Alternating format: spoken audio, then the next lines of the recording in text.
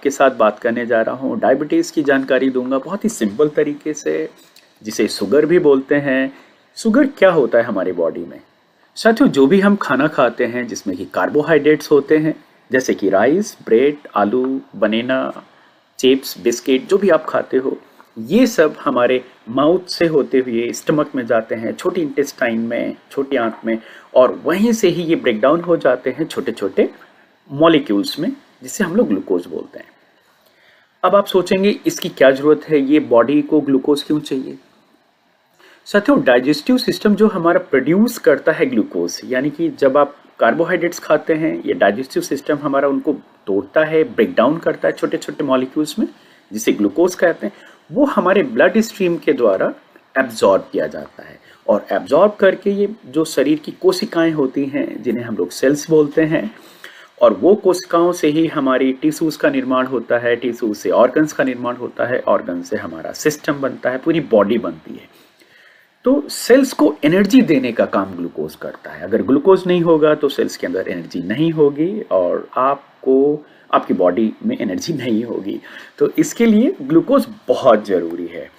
अभी फिर ग्लूकोज कितना होना चाहिए, कितना हमारी बॉडी में, और वो कैसे फ्लो करेगा, सेल्स तक कैसे पहुंचेगा, ये भी आपको जानने की ज़रूरत है। तो साथियों, यहाँ चित्र में आप देख सकते हो कि जो हमारी स्मॉल इंटेस्टाइन है, वहाँ से मैं एक पॉइंटर ले लेता हूँ थोड़ा सा बेटर। यस, स्मॉल इंटेस्टाइन से जो भी खाना छोटी आंत से होता है, और ब्रेक डाउन हो करके वो ग्लूकोज में कन्वर्ट होता है, और वो हमारे ब्लड में एब्जॉर्ब हो करके आप देखते हो कि ये धीरे धीरे सेल्स तक जाने की कोशिश करता है। और सेल्स के अंदर जाने के लिए इंसुलिन बहुत मदद करता है। तो पैंक्रियाज ग्लैंड इंसुलिन हार्मोन बनाती है। जैसे ही वो सेंस कर लेती है कि ब्लड में शुगर यानी कि ग्लूकोज लेवल राइज कर रहा है, वैसे ही वो इंसुलिन सिक्रेट करती है, इंसुलिन निकालती है। क्यों? ताकि ये जो शुगर है ये सेल्स को पहुंचाया जा सके, और विदाउट इंसुलिन के ये शुगर बॉडी की सेल्स तक नहीं जा सकती है, क्योंकि इंसुलिन मदद करता है ये जो बॉडी की सेल्स हैं उसको ओपन करता है। इसके अंदर रिसेप्टर होते हैं, उन्हें ओपन करता है, उसके बाद ग्लूकोज अंदर जाता है, फिर ग्लूकोज यहाँ पर एनर्जी देता है फ्रेंड्स। लेकिन अगर ज़्यादा आपने और ज़्यादा कार्बोहाइड्रेट्स वाला खाना खाया, और ज़्यादा शुगर आपके ब्लड में इकट्ठा हो रहा है, फिर क्या होगा? ये मसल्स और फैट और लीवर में जाके डिपॉजिट होगा, वहाँ पर इकट्ठा हो जाएगा, क्योंकि बॉडी को जितनी ज़रूरत है वो तो पहुँच चुका है, लेकिन उससे एक्सेस अमाउंट में अगर आप खा रहे हो कार्बोहाइड्रेट या फिर जो ग्लूकोज आपके ब्लड में, तो आपके फैट सेल्स में, लीवर में, मसल्स में जाके इकट्ठा हो जाएगा, और जब दोबारा से बॉडी का जो ग्लूकोज लेवल कम होगा, फिर वहाँ से ये वापस ले सकता है। तो जब हम खाना नहीं खा रहे होते हैं, या कार्बोहाइड्रेट हमारे खाने में कम है, बॉडी को ग्लूकोज चाहिए क्विकली उसको एनर्जी बनाने के लिए, और आपने कोई खाना नहीं खाया है, तो पैंक्रियाज ग्लैंड एक और हार्मोन को निकालती है जिसे ग्लूकागॉन बोलते हैं। और ग्लूकागॉन ये सिग्नल देती है लीवर को, फैट सेल्स को, कि ये जो भी आपने ग्लाइकोजन स्टोर है, ग्लाइकोजन का मतलब शुगर का स्टोर, जो अभी शुगर पिछली स्लाइड में आपने देखा था, यहाँ से इकट्ठा होके यहाँ इकट्ठा हो रखा था, और उसी स्टोर से वापस से ब्लड स्ट्रीम में ग्लूकोज को लेके आता है। ये ग्लाइकोगॉन ये सिग्नल देता है, लीवर को बोलता है कि वापस से ये जो शुगर आपने स्टोर कर रखा है, ग्लूकोज स्टोर कर रखा है, उसको वापस ब्लड स्ट्रीम में दो। तो ये ग्लूकोज को मूव करता है फ्रॉम जो लीवर स्टोरेज है वहाँ से ब्लड स्ट्रीम में। तो इस तरीके से जब कम होता है तो वापस ब्लड स्ट्रीम में आता है, और जब ज़्यादा होता है तो आपकी बॉडी के सेल्स तक जाता है, और इसके जो स्टोर्स हैं वहाँ पे इकट्ठा हो जाता है, ताकि जब आपको ज़रूरत पड़े तो आपको एनर्जी वहाँ से बॉडी की सेल्स को दिया जा सके। ओके, तो ये सिंपल सा रहा। अभी आपको जानने की ज़रूरत है फिर डायबिटीज़ क्या है। साथियों, आपके हमारे बॉडी के ब्लड स्ट्रीम में, यानी जो ब्लड है उसके अंदर अगर एक्सेस मात्रा में ग्लूकोज आ रहा है, एक्सेस मात्रा में ग्लूकोज अपने आप तो आता नहीं है, क्योंकि बॉडी आपके खाने में जो कार्बोहाइड्रेट्स वाला खाना है उसी को ही ब्रेक डाउन करके ग्लूकोज बनाती है, और वो ग्लूकोज जितनी आपकी फिजिकल एक्टिविटी है उसके अकॉर्डिंग तो सेल्स को पहुंच गया और स्टोर भी हो चुका है। उससे ज़्यादा अगर ग्लूकोज आपकी बॉडी में है तो वो फिर इकट्ठा ब्लड स्ट्रीम में रहेगा और जो कि डायबिटीज़ का रूप धारण कर लेता है और बॉडी उस ग्लूकोज को रेगुलेट नहीं कर पाती है। तो ये डायग्राम में आप देखिएगा कि आपकी जो ग्लैंड है ये प्रॉपर इंसुलिन बना रही है जिससे कि ग्लूकोज बॉडी के सेल्स तक जाए और वो एनर्जी में कन्वर्ट हो, तो ये हेल्दी ग्लूकोज लेवल है। लेकिन जब पैंक्रियास ग्लैंड इंसुलिन नहीं बनाती है और तब ग्लूकोज इकट्ठा होता रहता है ब्लड स्ट्रीम में और विदाउट इंसुलिन के ये सेल्स के अंदर नहीं जा सकता है। तो ये जो सिचुएशन है this is called type 1 diabetes. अभी टाइप 2 डायबिटीज़ में क्या होता है, पैंक्रियास ग्लैंड या तो बना नहीं रही होती है या एक्सेस मात्रा में बनाती है। अगर एक्सेस मात्रा में बनाती है और या इनफ नहीं बनाती है और तब यहाँ पे सिचुएशन होती है उसे हम लोग बोलते हैं इंसुलिन रेजिस्टेंस, यानी कि इंसुलिन बहुत ज़्यादा बन रहा है बट ये जो रिसेप्टर हैं जो कि इंसुलिन को एक्सेप्ट करते हैं तभी ग्लूकोज अंदर जाता है, ये रिसेप्टर्स प्रॉपरली काम नहीं कर रहे हैं। इंसुलिन के प्रति ये रेजिस्टेंस पैदा हो चुका है इनके अंदर, या फिर कम मात्रा में बन रहा है। अगर कम मात्रा में बन रहा है तभी भी जितना ग्लूकोज जाना चाहिए सेल्स में नहीं जा पाएगा। This is called type 2 diabetes. तो डायबिटीज़ का मतलब निकला एक्सेस शुगर आपकी बॉडी के ब्लड स्ट्रीम में है जो कि आपका शरीर उसको यूज नहीं कर पा रहा है या एनर्जी में कन्वर्ट नहीं हो रहा है, दैट इज कॉल्ड डायबिटीज़। और उसके सिम्टम्स फ्रेंड्स क्या हैं, आप ऑफनली यूरिनेट करने के लिए जाते हो, यूरिन फील होता है और थर्स्टी, प्यास, सूखा, आपको माउथ आपका ड्राई लगता है, वेट लॉस अनयूजली हो रहा है, आप टायर्ड फील करते हो, ब्लरी विजन है, नमनेस और टिंगलिंग हैंड्स और फीट, यानी कि जो झंझनाहट आपके हाथों पैरों में महसूस होती है, फोकस करने में आपको difficulty, these are the some symptoms जो कि डायबिटीज़ के लक्षण आप देख सकते हो। अभी ये जो टाइप 2 डायबिटीज़ है ये बहुत ही ज़्यादा पाया जा रहा है आजकल और ये होता है ड्यू टू इंसुलिन रेजिस्टेंस। तो आपको थोड़ा सा इंसुलिन रेजिस्टेंस के बारे में मैं आपको बता दूं। ये बॉडी की सेल्स रेस्पॉन्ड नहीं करती हैं आप जो भी इंसुलिन जा रहा होता है, तभी इसका मतलब है इंसुलिन रेजिस्टेंस पैदा हो चुका है और जिसके कारण ग्लूकोज बॉडी की सेल्स में नहीं जाएगा।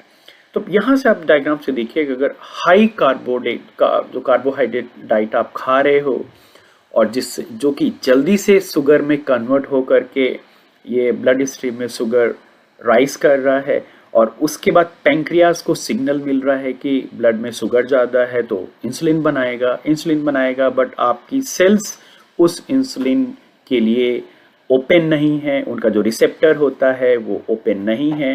तो फिर इंसुलिन तो बढ़ रहा है बट ये सेल्स ओपन नहीं हो रही हैं ग्लूकोज के लिए, जिसके कारण ये जो बॉडी की सेल्स हैं इनको एनर्जी नहीं मिलेगी, ग्लूकोज नहीं मिलेगा। तो ये सिग्नल क्या भेजेंगी कि इनको भूख लगी है, आपको भूख का सिग्नल आएगा क्योंकि ग्लूकोज इसके अंदर नहीं जा रहा है।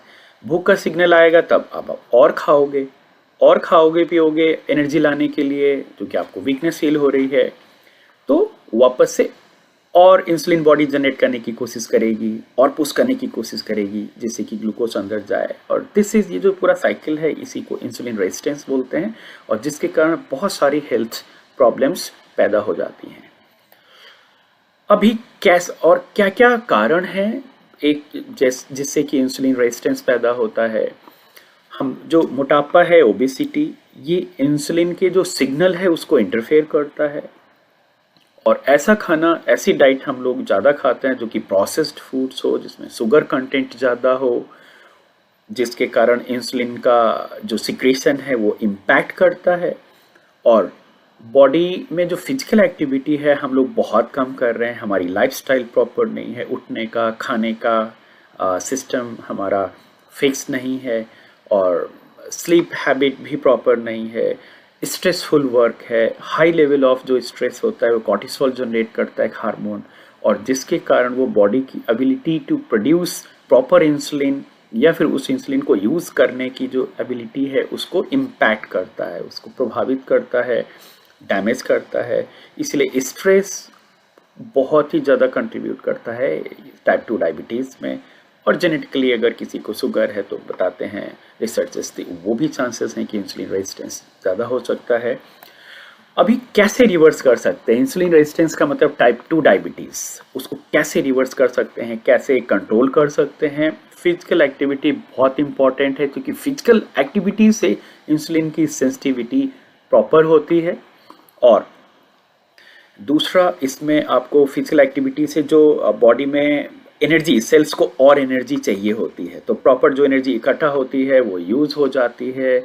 और इसीलिए फिजिकल एक्टिविटी बहुत ज़रूरी है अगर आप अपने इंसुलिन को रेगुलेट रखना चाहते हो, प्रॉपर रखना चाहते हो, शुगर लेवल्स को, वेट को मैनेज करना होगा, क्योंकि अगर वेट ज़्यादा होता है वो भी इंसुलिन के सिग्नलिंग में इंटरफेयर करता है। जो हम लोग कार्बोहाइड्रेट्स वाला खाना खाते हैं तो वो सिंपल कार्बोहाइड्रेट्स के बजाय कॉम्प्लेक्स कार्बोहाइड्रेट, यानी कि ऐसा खाना जैसे कि होल ग्रेन, फ्रूट्स, वेजिटेबल्स, जो कि क्विकली शुगर में कन्वर्ट नहीं होती, क्विकली ग्लूकोज में कन्वर्ट नहीं होती, वो स्लोली वो ग्लूकोज रिलीज करती हैं, जिससे कि आपकी बॉडी आराम से उनको यूज़ भी कर पाती है। और अगर एक्सेस में तुरंत आपने कोई मीठा, बहुत कुछ मीठा खाया या ऐसे फल सब्जियां खाई जो बहुत ही जल्दी से आपके शुगर लेवल को, ग्लूकोज लेवल को स्पाइक कर देती हैं, जिससे कि इंसुलिन बहुत ज़्यादा सीक्रेट होगा, तो चांसेस हैं इंसुलिन रेजिस्टेंस पैदा हो सकता है। और स्ट्रेस को डेफिनेटली आपको स्ट्रेस को कम रखना होगा, जिससे कि कॉर्टिसोल आपका नॉर्मल मात्रा में रहे। और प्रॉपर स्लीप, क्योंकि फिजिकल एक्टिविटी करेंगे तो आपको नींद भी आएगी। ये जो 4-5 पॉइंट्स हैं बहुत ज़रूरी। स्ट्रेस को कम रखिए, फिजिकल एक्टिविटी को करिए, और जो खाने में आपके फल सब्जियां जिसमें कि फाइबर ज़्यादा हो वो ज़रूर शामिल करें दोस्तों।